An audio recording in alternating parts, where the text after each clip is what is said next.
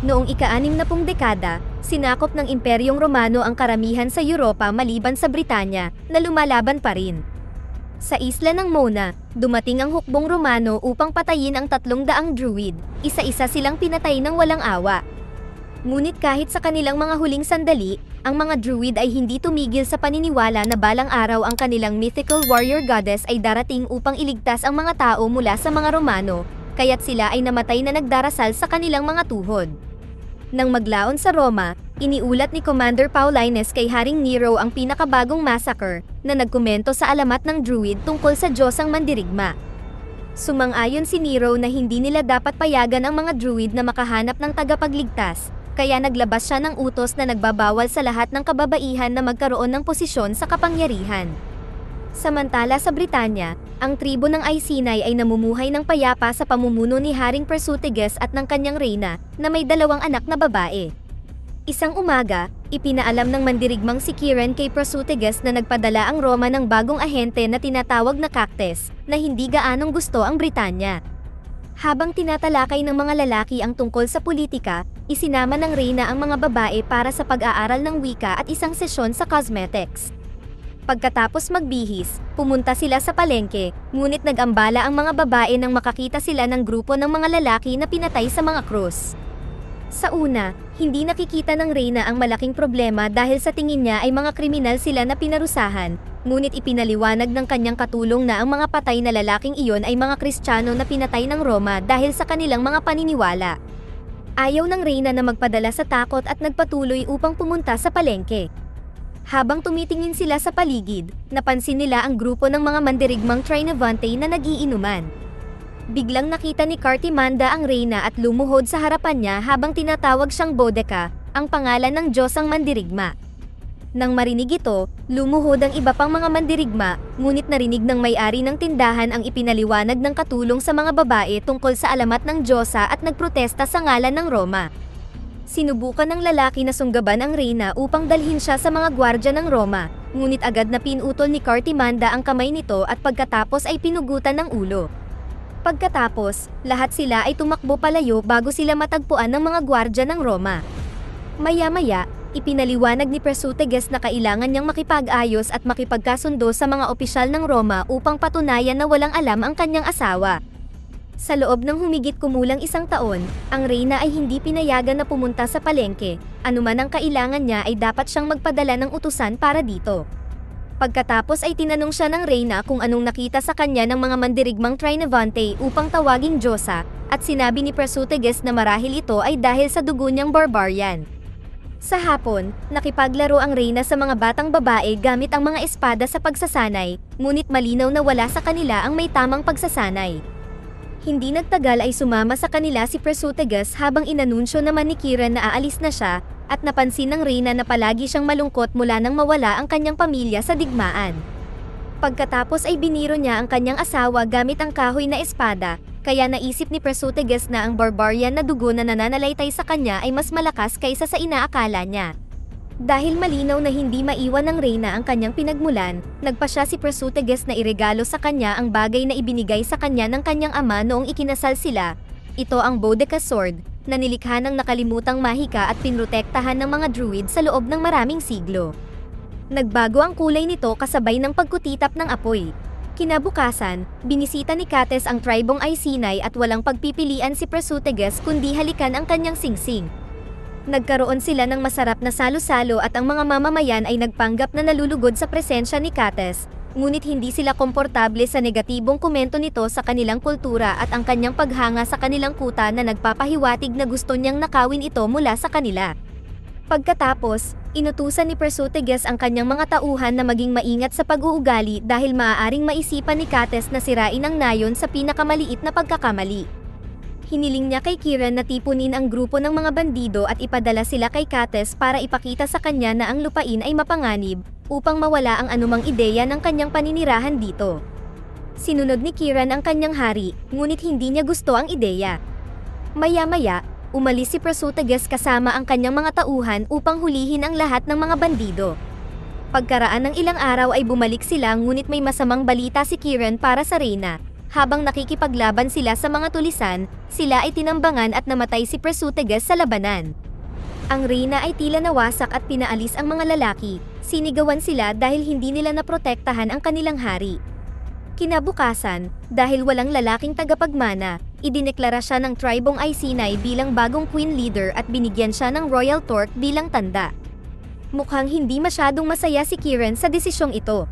Ang seremonya ay biglang nag-ambala nang dumating si Cates at ng kanyang mga tauhan, at ipinaliwanag niya na ang imperyo ng Roma ay hindi tumatanggap ng mga kababaihan sa mga posisyon ng kapangyarihan at alam niyang ipinadala nila sa kanya ang mga bandido upang takutin siya. Dahil sa dalawang krimen na ito, kukunin ni Cates ang lahat ng kanyang lupain at paparusahan siya kasama ng kanyang mga anak. Ibinunyag din niya na si Kiran ang nagsabi sa kanya ng lokasyon ni Prasutegas upang tambangan siya ng kanyang mga sundalo. Kaagad na kinaladkad ng mga sundalo ang reyna palayo sa kanyang mga anak, itinapon ang kanyang kwintas, at pinunit ang kanyang mga damit bago siya isinabit sa puno, kung saan sila nagpatuloy sa paghagupit sa kanya. Habang paulit-ulit na tinatamaan ang reyna, walang magawa ang tribo, dahil ang mga sumusubok na tumutol ay pinipigilan ng mga sundalo. Pagkatapos ng parusa, tinatakan nila ang kanyang mukha ng mga inisyal ni Nero, isang marka ng pagiging alipin. Sa gabi, si Cartimanda at ang mga mandirigmang Trinavante ay pumasok sa kampo ng mga Romano at tahimik na pinatay ang grupo ng mga gwardya hanggang sa makita nila kung saan nakakulong ang reyna at dinala siya. Sa pagtawid sa ilog, nagawa nilang tumakas ng hindi napapansin at nakarating sa tribo ng Trinavante, kung saan ginamot nila ang mga sugat ng reyna. Habang siya ay nagpapahinga, siya ay nilagnat at patuloy na nagtatanong tungkol sa kanyang mga anak, kaya't sinabi ni Cartimanda sa kanya na ang mga tribo ng Trinavante ang mga anak niya ngayon. Tumanggi ang reyna na tanggapin ito, ngunit sa kabutihang palad, sa sandaling iyon, ang mga bata ay pumasok sa tolda at muling nakasama ang kanilang ina. Niregaluhan din siya ni Cartimanda ng isang set ng mga peking ngipin na ninakaw niya sa Centurion dahil ginagamit ng mga mandirigma ang kanilang ngipin sa pakikipaglaban. Pagkalipas ng ilang araw, nang sa wakas ay bumuti na ang pakiramdam niya, umalis ang reyna sa tolda at nakitang sinasanay ng mga mandirigma ang kanyang mga anak upang lumaban. Hiniling niya sa mga anak na magpahinga upang makasama sila ng ilang oras at nalaman niya na may mga anak din si Cartimanda, ngunit pinatay sila ng mga Romano. Ipinaliwanag din ng mga batang babae na sa mata ng tribo ng Trinavante, ang tatak na ibinigay sa kanya ni Cates ay tatak bilang kanilang pinuno at dapat niyang pag-isahin ang mga tribo upang labanan ang mga Romano. Sinabi din ng mga babae sa kanya na wala siyang ibang pagpipilian. Nang maglaon, nagpa siya ang reyna na magsanay gamit ang dummy, ngunit ang kanyang mga galaw ay malamya. Sa kabutihang palad, isa sa mga mandirigma ang sumama sa kanya at ginabayan siya kung paano ang tamang paggalaw. Ang pagsasanay ay nag-ambala ni Cartimanda na nagdala sa kanya ng Boudica sword. Ibinigay ito ni Cates sa isa sa mga sundalo at pinatay ni Cartimanda ang lalaki para mabawi ito. Ang reyna ay lubos na naantig sa ginawa niya, ngunit ang tagapagsanay ay nagkomento na ang tanso ay hindi magandang metal para sa espada. Sa sandaling iyon, dumating si Wulfgar at ang kanyang tribo upang makita ang reyna. Si Wulfgar ay hindi natutuwa sa kanyang kakulangan ng karanasan at wastong baluti, at itinuro ang sarili bilang mas karapat-dapat na pinuno. Pagkatapos ay pinagtawanan niya ang espada at sinira ito bago itinapon sa ilog. Ang reyna ay nagmamadaling tumalon sa tubig upang mabawi ang espada, na ikinabahala ng mga mandirigma dahil ang malakas na agos na iyon ay sapat na upang malunod ang isang tao. Gayunpaman, ang reyna ay bumalik at ipinakita ang espada na mahiwagang naayos muli, na hinangaan ng lahat at naging dahilan upang sila ay lumuhod habang ipinahayag naman ni Wulfgar na maasahan niya ang kanyang tulong at ng kanyang mga tauhan. Itinaas ng reyna ang espada at sa wakas ay tinanggap ang pangalan na Boudica. Sa gabi, nabawi din ng mga mandirigma ang royal torque at isinagawa ang seremonya na opisyal na tinatanggap si Boudica bilang bagong reyna ng nagkakaisang tribo. Nagbigay siya ng isang taos-pusong pananalita tungkol sa pagbawi ng kanilang kalayaan at binanggit na maaari nilang tambangan ang convoy ni Cortes sa loob ng 2 araw. Nag-aalinlangan si Wulfgar dahil may makapangyarihang hukbo si Cortes at para lang silang maglalakad patungo sa kanilang kamatayan, ngunit pinalutang ni Boudica ang kanyang espada pabalik sa kanyang kamay bago umalis at nakita ito ng lahat bilang isang magandang palatandaan. Habang si Boudica ay nasa kagubatan na handang lumaban mag-isa, nagpakita si Wulfgar kasama ang kanyang mga tauhan at tinanggap nila na tulungan siyang lumaban habang binibigkas ang kanyang pangalan. Pagkalipas ng 2 araw, ang convoy ay tumawid sa kagubatan na pinamumunuan ni Kiran, na ngayon ay bahagi ng hukbong Romano. Nakita nila si Boudica na nag-iisa sa gitna ng kalsada at hiniling niyang makipag-usap kay Cortes. Sa una, sinubukan ni Kiran na huwag pansinin ang kanyang kahilingan, ngunit nagbanta siya ng matinding karahasan hanggang sa hinanap niya ang kanyang amo. Si Cortes ay nagpakita at hindi nakilala si Boudica, kaya't sinamantala ni Boudica ang pagkakataong ipaalala sa lahat na siya ang reyna ng lupaing ito bago tinawag ang kanyang espada at pinatay si Cortes sa mabilis na paggalaw. Sa sandaling iyon, ang mga mandirigma ng tribo ay lumabas at pinalibutan ang mga Romano sa isang matagumpay na pananambang. Sa lalong madaling panahon, nagkaroon ng labanan sa buong lugar habang sinusubukan ng mga Romano na ipagtanggol ang kanilang sarili o tumakas. Ngunit ang mga tauhan ni Boudica ay walang awa at pinatay ang bawat kaaway na kanilang nakikita. Kung minsan ay nabibitawan niya ang espada, ngunit hindi siya sumuko at nagpatuloy hanggang sa wala ng natitirang Romano at ang kanilang mga ulo ay ipinako sa mga spike. Pagkatapos ng labanan, kinuha ng mga tribesmen ang ginto at anumang bagay na kapakipakinabang mula sa mga kalaban. Nahanap ng 2 mandirigma si Kiran na sumubok na tumakas at dinala siya kay Boudica, at nang makita ito ay labis na nagalit si Boudica kaya sinimulan niya itong saksakin ng paulit-ulit para sa kanyang pagtataksil. Si Wulfgar na nag-aalala ay kinailangang hilahin si Boudica bago siya mawala sa katinuan, at sinabi ni Boudica na ang sunod na pupuntahan nila ay ang Camulos. Iniisip ni Wulfgar na ito ay isang magandang ideya, ngunit kailangan muna nilang makakuha ng basbas mula sa Druid Council. Sa gabi, binigyan sila ng druid ng kanilang basbas sa pamamagitan ng pagpapainom kay Boudica at Wulfgar mula sa bungo ni Cates, ayon sa tradisyon. Matapos ang pagbabasbas, sinubukan ni Wulfgar na ligawan si Boudica kahit na mayroon na itong 2 asawa, ngunit tinanggihan siya ni Boudica dahil itinuturing pa rin niyang asawa si Haring Persuteges. Matapos maiwang mag-isa si Boudica, dumating ang isa pang druid upang makipag-usap sa kanya tungkol sa kahulugan ng buhay. Sinabi niya kay Boudica na namatay ang kanyang mga anak at tumanggi siyang tanggapin ito. Nagsimulang isipin ni Boudica ang lahat ng mga alaala ng kanyang pamilya na magkasama habang ipinapaliwanag ng druid na ang espiritu ng kanyang mga anak ay palagi niyang kasama at malapit na siyang mamatay, ngunit bago iyon, kailangan niyang pamunuan ang hukbo. Nalulungkot sa lahat ng mga paghahayag na ito, umalis si Boudica sa barong-barong upang tanungin si Wulfgar kung nakikita niya ang kanyang mga anak at kinumpirma niyang imahinasyon lamang niya ang mga ito. Hindi niya ito matanggap at nahimatay siya. Ilang sandali pa, nagising si Boudica sa isang kama at nakita ang espiritu ng kanyang mga anak sa kanyang tabi. Sa pagkakataong ito, alam niyang hindi sila totoo, ngunit pinahahalagahan pa rin niya ang kanilang suporta at ipinangakong muli silang magsasama sa lalong madaling panahon. Makalipas ang ilang araw, dumating si Boudica at ang kanyang hukbo sa Camulos. Ang bayang ito ay sinakop ng mga Romano pagkatapos nilang patayin ang lahat ng mga mamamayan at ginawa itong retirement settlement para sa mga matataas na sundalo. Madali para sa grupo ni Boudica na salakayin ang bayan at patayin ang lahat ng mga Romano dahil sa kanilang katandaan, na nagdulot ng matinding massacre at mga ulo na pinugutan.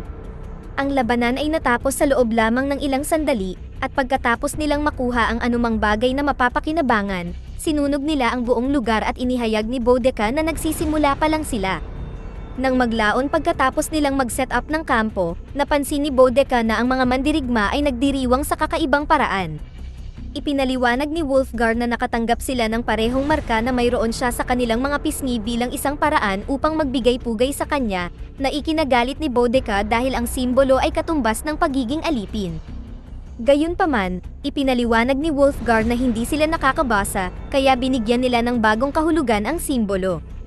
Nang makarating sila sa Cambridge Forest, tinambangan nila ang isa pang Roman convoy at pinatay nila ang 12-dosenang mga sundalo ng walang awa.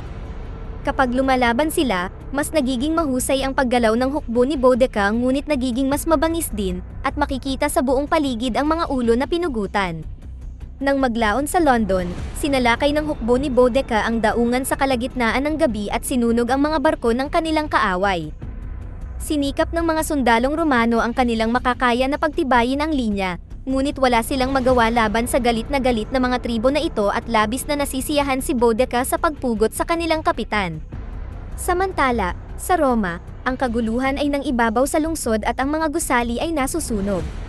Ang mga tao ay hindi nasisiyahan sa kung gaano nakasira ang digmaan at hinihingi nila ang tagumpay. Sinubukan ni Paulines na iligtas si Nero, ngunit ipinaliwanag ng hari na siya ay isang musikero, hindi isang mandirigma. Pakiramdam niya ay tinalikuran na siya ng Roma, kaya nagpa siya siyang tapusin ang sarili.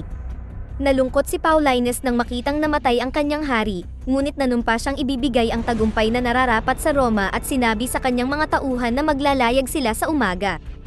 Hindi nagtagal, ang balita ng pagkamatay ni Nero at ang paglalakbay ni Paulines ay umabot sa Britanya, at ang mga tribesmen ay nag-aalala dahil ang hukbo ng hari ay mas malakas kaysa sa karaniwang mga bantay. Nakipag-usap si Wulfgar kay Boudicca, at ipinaliwanag na ang mga tribesmen ay kailangang magpagaling at ang taglamig ay darating. Ang pakikipaglaban ngayon ay mangangahulugan ng paglalakad patungo sa kanilang kamatayan, kaya sa palagay niya ang pinakamahusay na paraan ng pagkilos ay ang bumalik sa Tagsibol kasama ang mas maraming hukbo mula sa norte. Tumanggi si Boudicca na pauwiin ang kanyang mga tauhan, sinabing kailangan nilang tapusin ang kanilang nasimulan. Sinabi ng mga espiritu ng kanyang mga anak na malamang nagalit si Wulfgar dahil tinanggihan niya ito, ngunit ayaw pa rin ni Boudicca na makipagsiping sa kanya kahit na ito ay para sa higit na kabutihan. Hindi sila magkasundo kaya kinuha ni Wulfgar ang kanyang mga tauhan, at naiwan si Boudicca kasama ang tribo ng Trinavante. Kinaumagahan, naghanda ang tribo sa pakikipaglaban at nalaman nilang papunta si Paulines sa Watling Street para makipagkita sa kanya. Si Boudicca ay sabik na pumunta, kaya binigyan niya ang tribo ng pampatibay loob na pananalita at hinalikan ang lupain, na nangangakong ibabalik ang kanilang kalayaan. Ang mga tribesmen ay tumakbo patungo sa kalsada upang simulan ang kanilang pag-atake, ngunit sa kanilang pagkabigla, ang mga sundalo ay umalis sa daan upang hayaan silang makaraan. Si Paulines ay bihasa sa mga estratehiya at naghanda ng perpektong pananambang kasama ang 12-dosenang mga tauhan na may pana na agad na umatake at sinimulang patayin ang mga tribesmen. Galit na galit, inutusan ni Boudicca ang kanyang mga tauhan na paikuti ng karwahe para sa proteksyon, ngunit ito ay walang kabuluhan, marami sa kanyang mga tauhan ay nakikipaglaban pa rin at patuloy silang bumabagsak na parang langaw. Sinubukan ni Boudicca na humingi ng tulong sa kanyang mga anak, ngunit ipinaliwanag ng mga bata na sa wakas ay tapos na ang kanyang oras at dapat na siyang sumama sa kanyang pamilya. Nagpasya siya na ayaw niyang mamatay na parang duwag at ipinakita ni Cartimanda ang kanyang suporta, kaya binigyan siya ni Boudicca ng utos at lahat ay lumabas upang makipaglaban. Sa sandaling iyon, narinig nila ang hiyawan mula sa kagubatan at natuklasan na bumalik si Wulfgar kasama ang kanyang mga tauhan upang tumulong, na ikinagulat ng mga sundalong Romano mula sa likuran at ginamit ang kanilang mga crossbow upang lumaban. Nagsimulang bumagsak ang mga Romano sa lahat ng dako, ngunit mas marami pa rin ang kanilang bilang, kaya hindi nagtagal, parehong nasawi sa labanan sina Wulfgar at Cartimanda.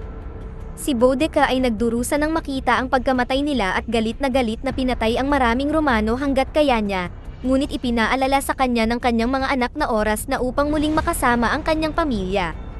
Habang siya ay distracted dahil sa mga espiritu, si Boudicca ay natamaan ng isang arrow at sinamantala ng mga Romano na palibutan siya, pinatay siya ng maraming saksak. Sa kanyang pagkamatay, iniisip ni Boudicca ang kanyang pamilya at ang kanyang kaluluwa ay muling sumama sa kanila sa kabilang buhay. Sa kasalukuyan, makikita ang estatwa ni Boudicca at ng kanyang mga anak sa London. Dito na nagtatapos ang ating kwento. Sana ay nagustuhan nyo. Mag-subscribe na kung hindi ka pa nakasubscribe, pindutin na rin ang notification bell at like button upang matulungan ang channel, and leave a comment down below, and as always, thank you for watching.